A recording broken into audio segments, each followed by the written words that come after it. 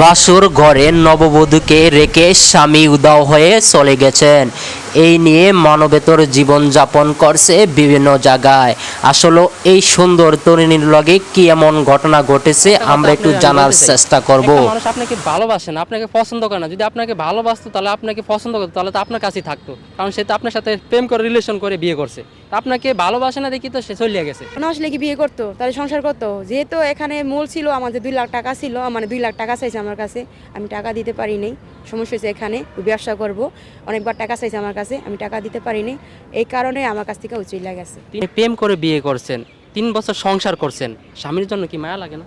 হ্যাঁ, মায়া তো লাগে, মায়া লাগে দিকে তো এই কারণে আপনাকে পথে হতে আমি স্বামীর ছবি নিয়ে ঘুরতেছি, আপনার কাছে সহযোগিতা চাইছি, আপনার কাছে আইছি।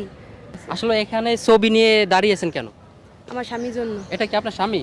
হ্যাঁ, এটা আমার স্বামী। কি হয়েছে আপনার স্বামীর সঙ্গে? আমার স্বামীর আমি পাইতেছি না, আমার স্বামী মানে পলাতো। মানে কি কারণে আপনার স্বামী পলাতক হয়েছে? আমার স্বামী কি কারণে পলাতক হয়েছে সেটা আমিও জানি না। আমার স্বামী আমার কাছে না বললে গেছে গা।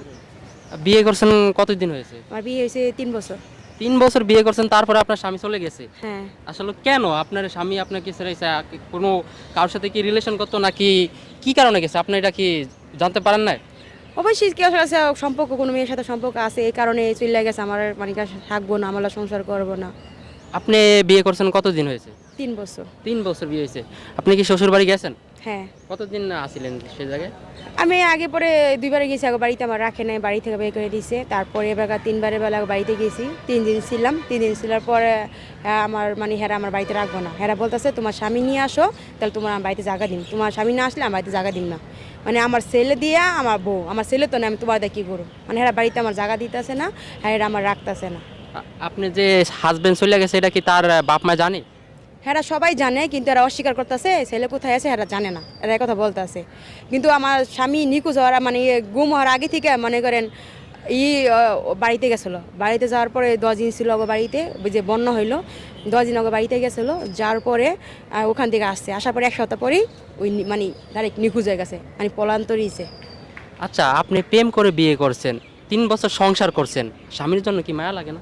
হ্যাঁ, মায়া তো লাগে, মায়া লাগে দিকে তো এই কারণে আপনাকে পথে হতে আমি স্বামীর ছবি নিয়ে ঘুরতেছি, আপনার কাছে সহযোগিতা চাইছি, আপনার কাছে আইছি। এখন আপনি যদি স্বামী যদি না আসে, আপনি যদি এই মিডিয়াতে আসেন, যদি স্বামী ভিডিও দেখার পরও যদি না আসে, তা এটা কি করবেন?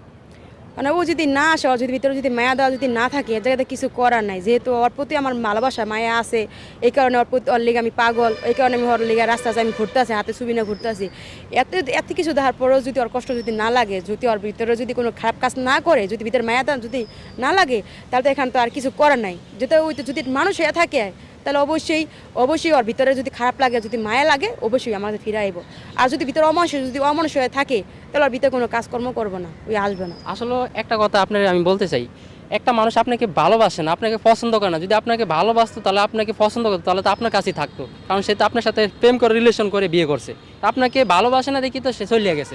এই বিষয়টা আপনি কি কেমনে দেখছেন? এত ভালোবাসা নাই, ঠিক আছে, ভালো না আসলে কি বিয়ে করতো, তাহলে সংসার করতো। যেহেতু এখানে মূল ছিল আমাদের 2 লাখ টাকা ছিল, মানে 2 লাখ টাকা চাইছে আমার কাছে, আমি টাকা দিতে পারিনি। সমস্যা হয়েছে এখানে, ব্যবসা করব, অনেকবার টাকা চাইছে আমার কাছে, আমি টাকা দিতে পারিনি। এই কারণে আমার কাছ থেকে চলে গেছে। 3 বছর বিয়ে করছেন, কোনো সন্তান আপনার আছে নাকি? না, আমার ছেলে মেয়ে হয়নি।